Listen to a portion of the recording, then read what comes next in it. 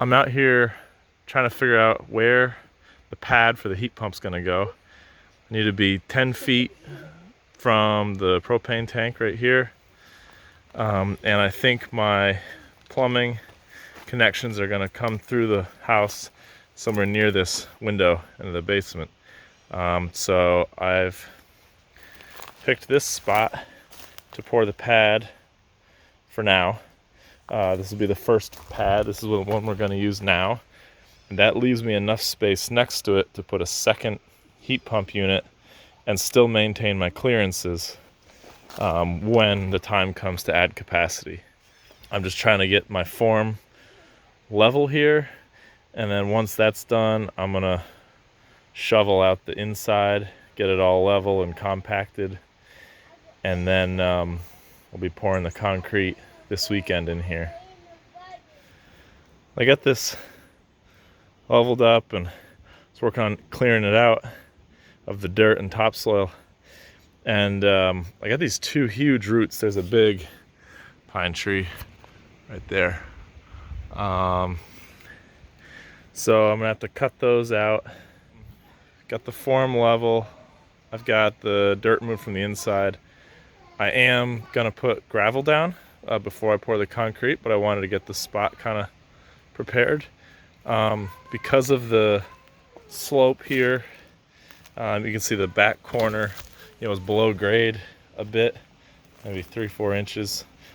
This front corner, the top is going to be above grade, 3 inches. So I think what I'm going to do is I'll probably put a few inches of gravel in here, so at the top corner is basically right at grade.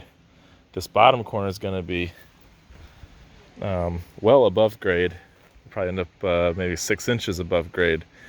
But I want to make sure that this thing doesn't pool with water. And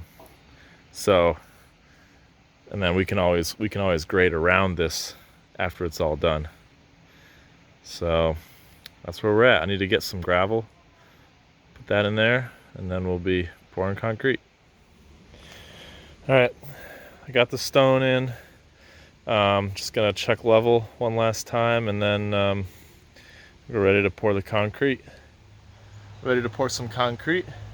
I've got the forms leveled and squared up to the house. The form itself is square. I did pitch the form out away from the house about 1/4 inch to help with the runoff. I've got these here, these stakes pounded into the ground. Hold this thing in place while I fill it up. Got my wheelbarrow, my shovels, my concrete, my hose. There's no hose bib on this side of the house, so I had to connect on the other side and run it all the way through the house and out the window, so I could have water over here. But I think that we are ready to go, so I'm going to get this mixed up and pour it in. I'm going to cut this. Basically it'll be within a couple inches of the edge all the way around. This will just keep it from cracking as the frost, maybe moves this around a little bit, but that's okay. Basically want the mesh in the bottom third.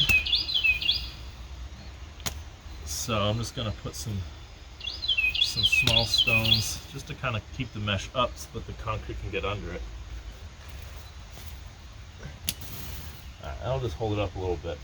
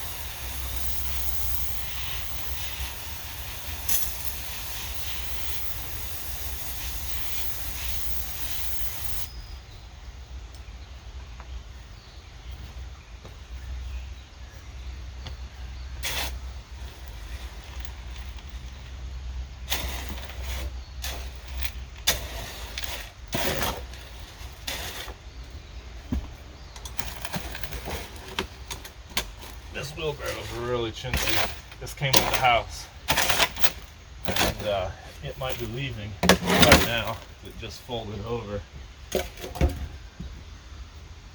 Alright, I'm gonna see if I can at least get this bag mixed up, and then I'm gonna go get my other wheelbarrow, because this thing's a real piece of junk.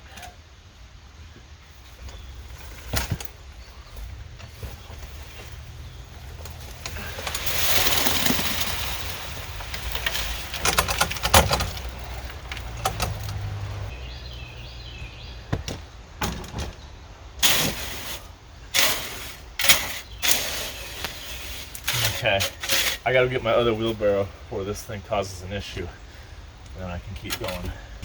That's better. Let's try again.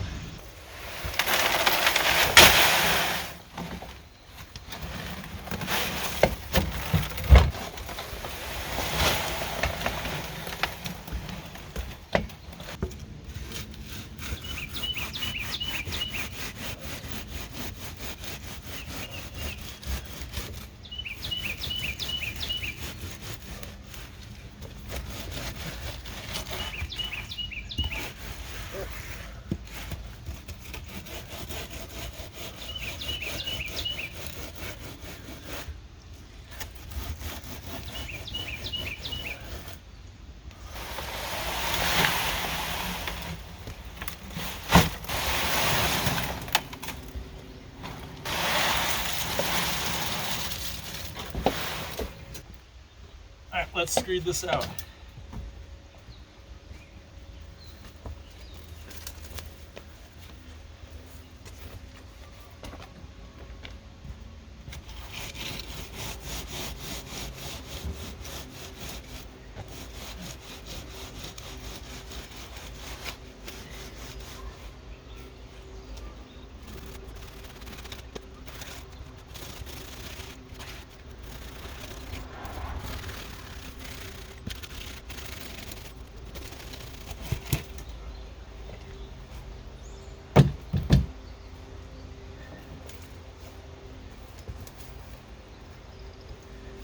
I'm just gonna trowel this smooth the first time, and I'll probably come back in half an hour, just when it sets up a little bit more. But just want to make sure these corners are filled.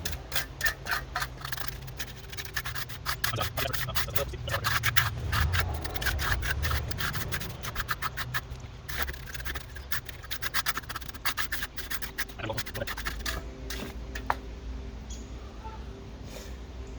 got a little bit extra. Maybe I'll see if the boys want to write their name.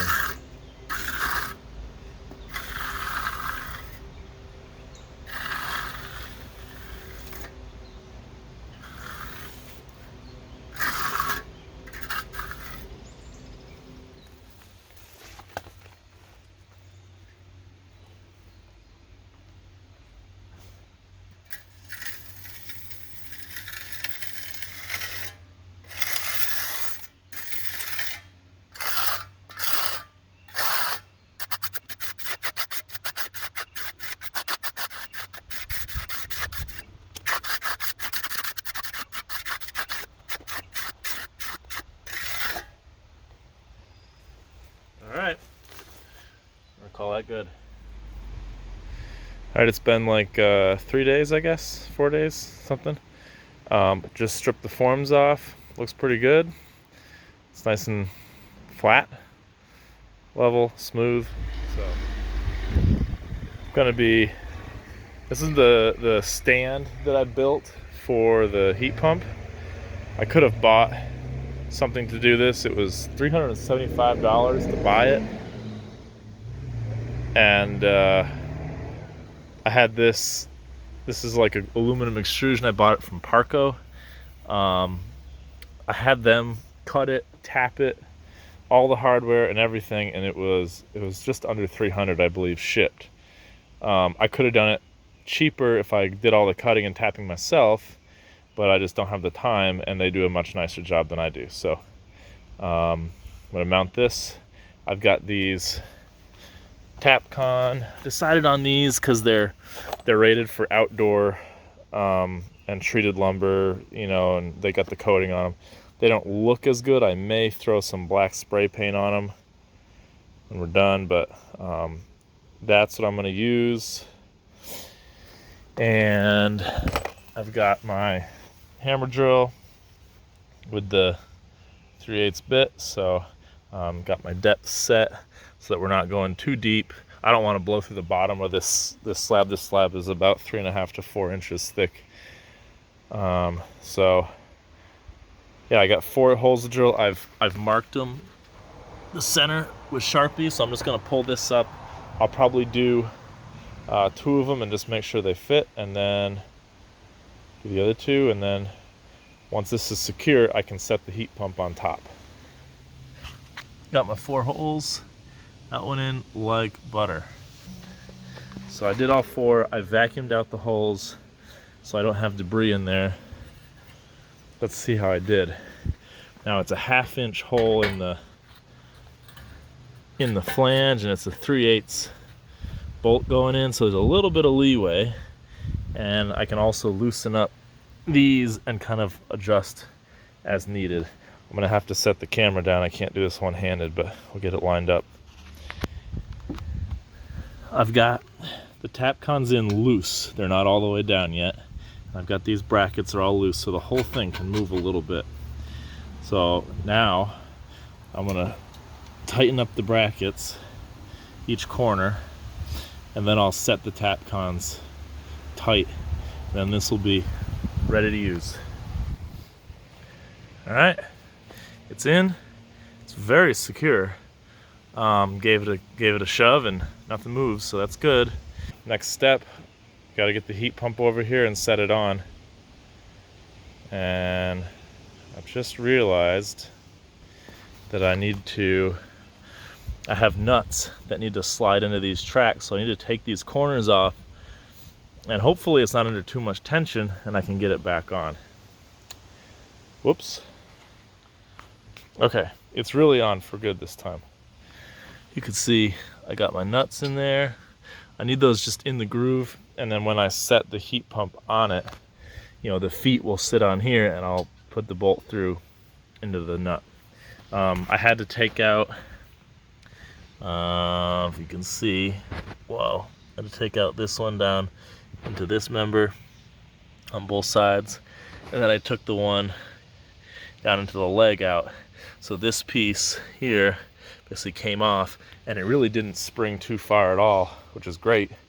It's not under a bunch of tension just sitting there. So I'm pretty happy with this, how it all came out. They came last week. You can see this has all been raked out, and we got grass growing now.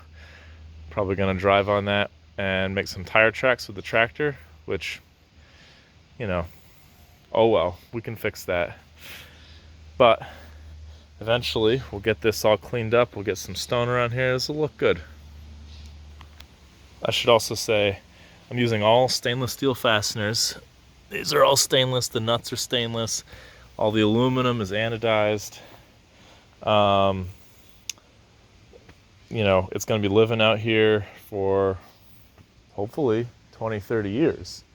So it's got to last. It's part of the reason why I didn't want to weld a steel frame, is that I'd have to, you know, potentially paint it and maintain the paint. This will basically be no maintenance. But I will post a link to Parco below. It's very much like 80-20, if anybody's familiar with that. It's basically an aluminum extrusion that you can kind of build anything that you can imagine. And got the parts cut exactly to my spec, so it all kind of is perfect. Okay, we got it in place. I did not get any video during the process because there's a lot going on, but basically built like a plywood platform. I grabbed a picture, I'll put that on.